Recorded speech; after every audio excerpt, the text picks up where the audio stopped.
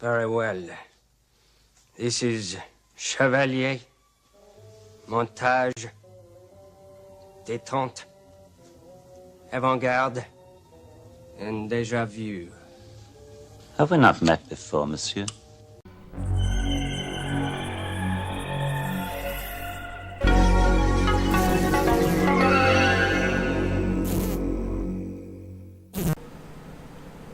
I guess hitting 1,000 subs makes you noticeable because for some reason overnight I now have 2 people making responses to stuff that I've said or done. So I guess I should address it. Yeah. Oh, and I have a massive headache, which is why I'm wearing the sunglasses. When I'm wearing the sunglasses, it's usually because I have a headache or the sun's streaming in through the window. It's not because I'm trying to look cool, whatever. Though, it does work. So if I'm more terse and irascible than even usual, that's largely the reason why. Though I'm also a little bit pissed off, which may contribute to it. So I apologise in advance. Amongst my many character flaws, I just cannot stand hypocrisy. I keep talking about this, and I keep trying to kind of train myself not to be as fucking pissed off by hypocrisy as I get, but I can't seem to get past it.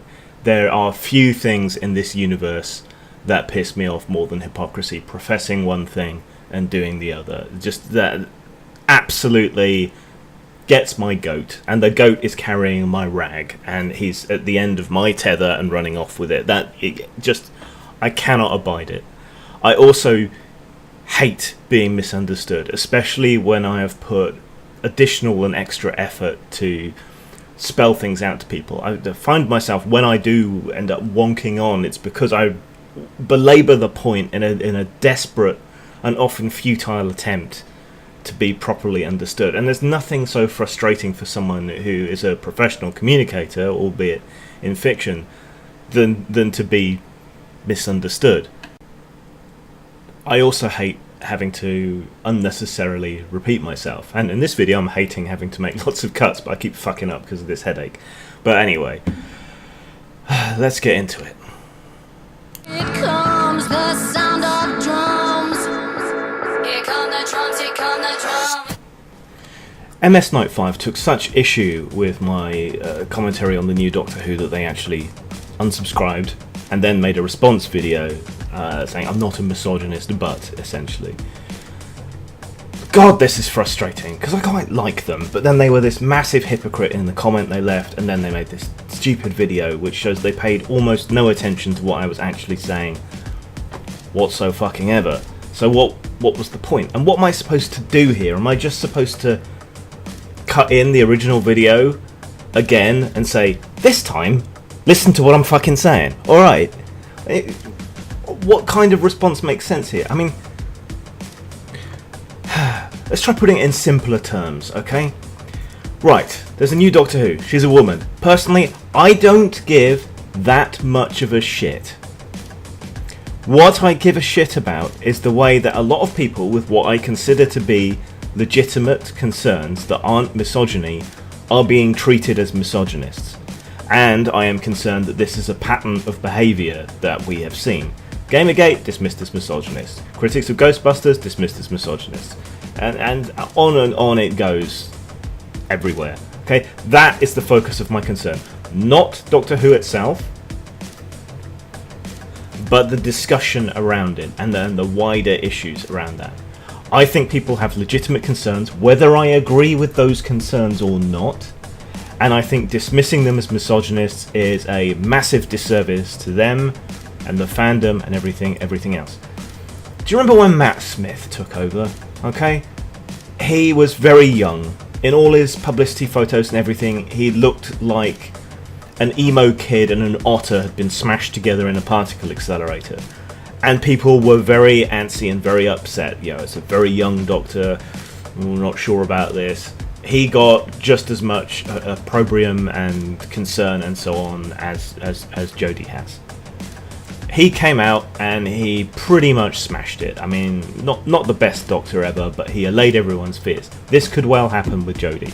But this is not the point. The point is that because it's a woman this time, the same criticism that meets every single Doctor that comes along is being reframed as misogyny. And then you take my video, which is trying to explain all of this, and you reframe it as misogyny, and you use the word mansplaining in your comment. I mean, what am I supposed to do here? When I talk about, in that video, I barely go into what that concerns me, but I do a little, and what I'm talking about is from a storytelling perspective. I am concerned about how this may change the dynamic and make the stories so different that they're no longer Doctor Who stories. You know, I talk about the tropes and so on that Doctor Who is rooted in, and how this change could change that dynamics. And my concern is a storytelling one. I may not agree necessarily with how these things work, but to me, Doctor Who is an example of a very male-oriented, older male, teacher, professorial type role that you don't normally see in women, and is much harder to pull off with female characters. I may or may not agree with that, just like an engineer might want to build a bridge out of tissue paper because it looks nice, but it's not going to be load-bearing, is it? So if you want it to function as a bridge, you have to use the materials that work. It's a tortured fucking analogy, but same thing here, you have to use what works. And I share some of the concerns that this may be political. I'm hoping not, but in the background of what has been going on at the BBC, in the background of the historical revisionism and other things that have been creeping into the series, I think it's a reasonable concern. But yeah, that's all. If you want to boil down that entire video into a soundbite, it's this. I don't care about who the Doctor's cast as particularly. People have legitimate concerns that are being written off as misogyny. That's what upsets me. That's what's pissing me off. Is that clear enough? Is that simple enough? I haven't wandered off the beaten track and tried to make it more interesting by talking about the concerns I share. I've just laid it out. I'm worried about the way legitimate criticism is being treated. Simples.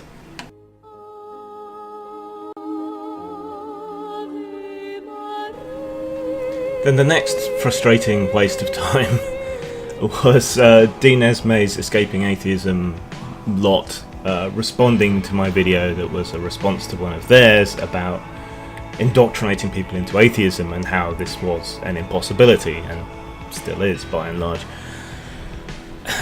And they spend the whole video pretty much, not all of it, but pretty much, repeating the same mistakes that I was objecting to in the first place. That is, conflating other things with atheism, misrepresenting what atheism is, trying to redefine atheism into a straw man that they find easier to knock down, and just failing completely to really address any of the points that I raised in the video.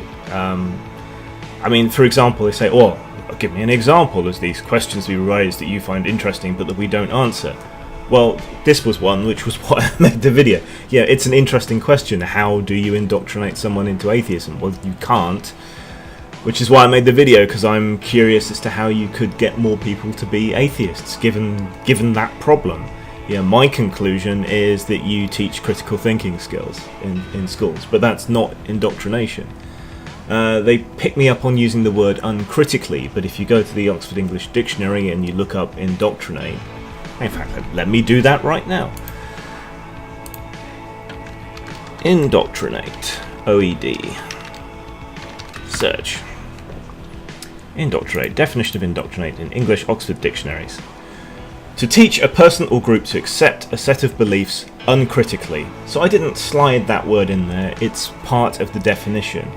And when we look at atheism as a definition, I mean, they like to take a kind of late 19th, early 20th century concept of atheism limited to a few philosophical textbooks.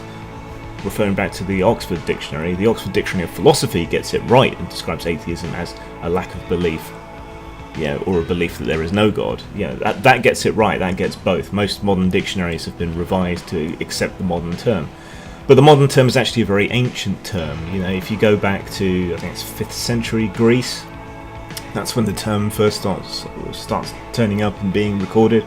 And it means without gods, or spurned by the gods, or believing in different gods to the majority, which is fairly similar. Or you could compare it to the term pagan. Pagan used to just mean not Christian, in a way that atheist used to mean not believing in the Roman pantheon. And you can see how that's changed. Whatever the case, whether you agree with it or not, when people use the term atheism today, they simply mean I do not believe in God, and that's it. By this point, the persistence of their insistence on using the wrong definition has got to be willful, but if they want to make any progress, they have to deal with atheism as it is. And though this isn't a redefinition, I mean, let's compare to the way people are trying to manipulate the definition of racism. So they're trying to redefine racism to mean systemic or systematic racism when they add this prejudice plus power dynamic to it. Now they're wrong, and they're trying to redefine racism, but they're trying to do it forcefully. And the kind of racism that they're talking about does exist. In a similar way, strong atheism does exist, but it's a minority, and it's swallowed up and encompassed within the general term atheism. Because, okay, so you've got, let's call it strong and weak atheism. That's different terminology, but let's go with that. So a strong atheist doesn't just not believe in God, he believes there is no God. And a weak atheist doesn't believe in God, but doesn't know whether there's a God or not. So you could call it Gnostic and agnostic atheist as well. But the encompassing definition that covers them all, in the same way that racism as a term covers systemic and systematic and empowered racism. So atheism covers that, because neither of those two groups believes in God. It's just one of them goes further and says, I do not believe, I believe there is no God. Do you see how that works? I mean, etymologically, historically, the definition that we're using is correct. If anything's a revision, it's this 19th century version that you're using. And it's a dodge on your part to not address atheism as is. And this is a change that came about organically anyway. It's gone from being our definition more to being your definition more, and then back to our definition more. That's just, language is fluid. When I object to linguistic changes, semantic changes, I object because people are trying to force it. This isn't a force. You're trying to force it to stay. And here's the underlying problem, I think, in this discussion about indoctrinating atheism. I mean, atheism is not a belief in its most broad and encompassing thing. It's just not believing in God. I will concede, though I think it can be challenged somewhat, that a strong atheist belief, that subset, could potentially be indoctrinated. I still think you're on shaky ground there, because even in that sense, it's a negation of theism. So if you had a society, say, without theism, it wouldn't be necessary to even have that indoctrination. So for politeness sake, I will concede, but I think you could have a discussion and an argument about that.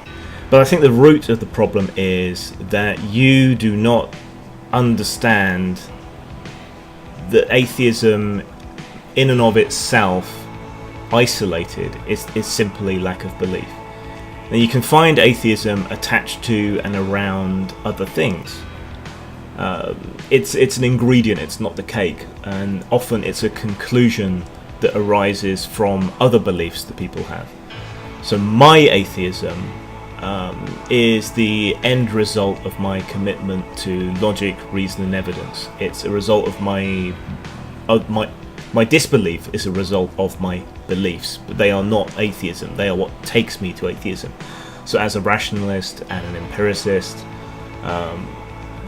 these are the things that lead me to atheism, because there is no evidence for a God, there is no need for a God, there is no reason to believe in a God. Given the burden of proof, and there is no evidence for a God, I am logically forced, I have no other way to go about things, than to treat the idea as false, because there is no evidence for it. Yeah, that's with regard to the God concept overall. With regard to specific God concepts, I am either still an agnostic atheist in the case of, I guess, weak deism, but I'm a Gnostic or strong atheist in regards to other definitions of God. Like, if you claim that this God is omnipotent, well, that's self-defeating, rock so heavy, etc. So that's impossible, and I believe that God does not exist. So in that instance, I'm a strong atheist. If you believe God allows free will but is omniscient, that's logical impossibility. I do not believe in that God because that God is impossible. So I believe that God does not exist. I'm a strong atheist in that sense. But you still continue to make this mistake of conflating that atheism with other things. So you're treating atheism as a belief system when atheism is not a belief but can turn up as part of belief systems. So you could indoctrinate someone with a belief system that has atheism as part of it, but you couldn't indoctrinate someone into atheism, if you follow.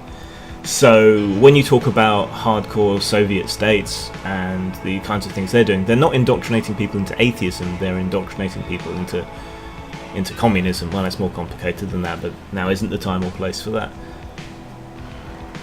I just wish you could see past that and understand that when if you want to talk about things other than atheism, you go right ahead and knock yourself out. If you want to talk about things that incorporate atheism, you go ahead, you knock yourself out. But do not make this constant same mistake of talking about atheism as if atheism is communism, as if atheism is whatever other belief or system or ideology or whatever you're talking about. It isn't. If you want to talk about atheism as atheism, then you just have to talk about atheism. If you want to talk about these other things, by all means talk about these other things, but stop getting it confused. Zang. When I was just a baby,